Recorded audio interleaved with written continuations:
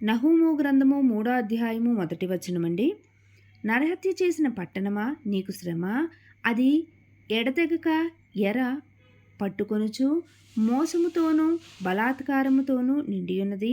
సారథి యొక్క చవుకు ధ్వనియు, చక్రముల ధ్వనియు, గుర్రముల త్రొక్కుడు ధ్వనియు, వడిగా పరిగెత్తు రథముల ధ్వనియు వినబడుచున్నది. రౌతులు వడిగా పరిగెత్తుచున్నారు, ఖడ్గములు తళతళలాడుచున్నవి, ఈటెలు మెరియుచున్నవి. చాలామంది హతమవుచున్నారు, చచ్చిన వారు కుప్పలు కుప్పలుగా పడి ఉన్నారు. పీనుగులకు లెక్కయే లేదు. పీనుగులు కాలికి తగిలి జనులు త్రొట్టిల్లుచున్నారు. 4వ వచనమండి.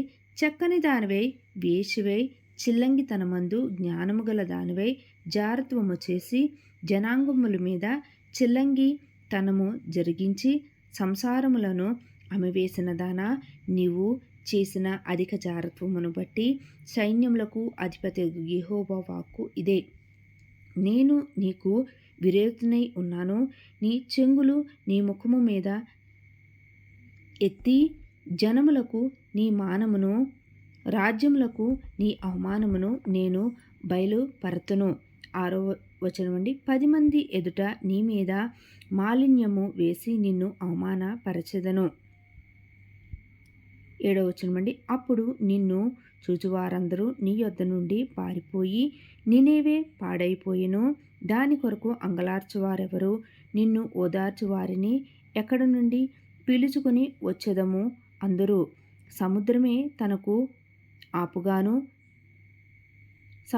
తనకు ప్రాకారముగాను చేసుకుని బహు జనముల చేత చుట్టబడి నైలు నది దగ్గర నుండిన నోఅమోను పట్టణము కంటే నీవు విశేషమైన దానవా. 9వ వచనమండి. కూషీయులను ఐగుప్తీయులను దాని శూరులైరి, వారు విస్తార జనముగా ఉండిరి. పూతువారును లూబీయులను నీకు సహాయులై ఉండిరి. అయినను అది చెరపట్టబడి కొనిపోబడెను. రాజమార్గముల మొగలయందు శత్రువులు దానిలోని చిన్న పిల్లలను బండలకు వేసి కొట్టి చంపిరి.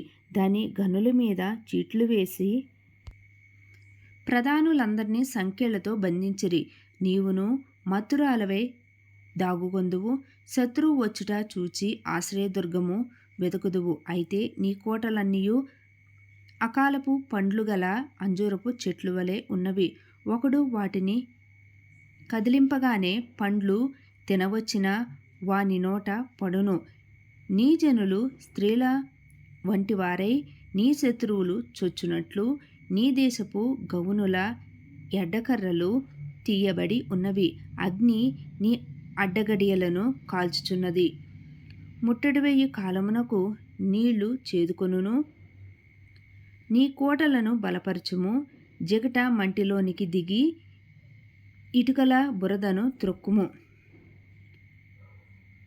ఆవుములను సిద్ధపరచుము. అచ్చటనే అగ్ని నిన్ను కాల్చివేయును. ఖడ్గము నిన్ను నాశనము చేయును. గొంగళి పురుగును తినివేయు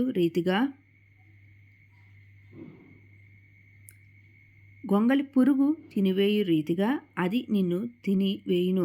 నీవు సంఖ్యకు గొంగళి పురుగులంత విస్తారముగాను, మిడతలంత విస్తారముగాను ఉండుము.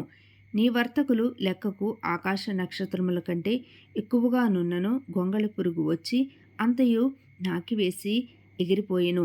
నీవు ఏర్పరిచిన శూరులు మిడతలంత విస్తారముగా ఉన్నారు. నీ సైనికులు చలికాలమందు కంచెలలో దిగిన గొంగళి పురుగుల వలె ఉన్నారు. ఎండకాయగా అవి ఎగిరిపోవును. అవి ఎక్కడ వాలినది ఎవరికిని తెలియదు.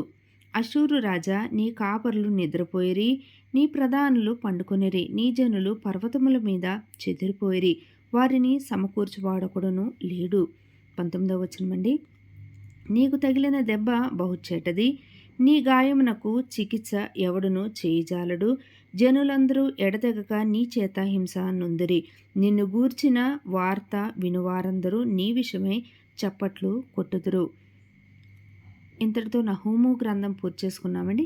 నెక్స్ట్ చదవలసింది హబక్కూకు గ్రంథం అండి.